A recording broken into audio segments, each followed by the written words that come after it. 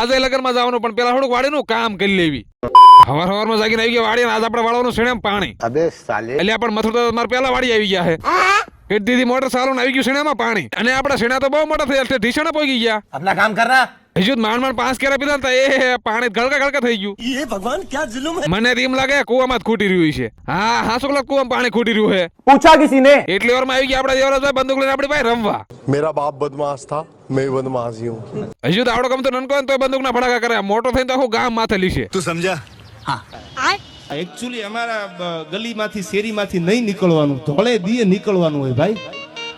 મજા આવે ને ખૂંટા ખોડ દેવાના. बहुत मनुष्य लग रहे हो, मत करो रहने दो. પછી દેવરાજભાઈ થોડીક મસ્તી કરીને આવી ગયા ઘરે, નાઈ ધોઈને થઈ ગયા તૈયાર, ને હવે આપણે જવાનું લગનમાં. વચ્ચે તો પડ લીધા હીરાલાલ ને 2 ગાડી લઈને નીકળી ગયા. લ્યો બાકરા આવી ગયા.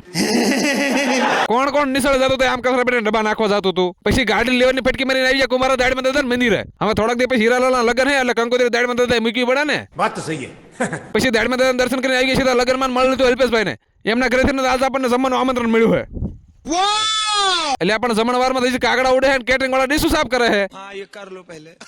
એક બાજુ ખરેખર ડીજે વાગે, ચા નહીં લેવા, બીજી બાજુ આ શ્રી હરિના ખટારા વાળા પોરો નથી ખાતા. हे मेरा मन, अरे बापरी क्या कर रहे हो तुम? मैं मारूंगा तुमको.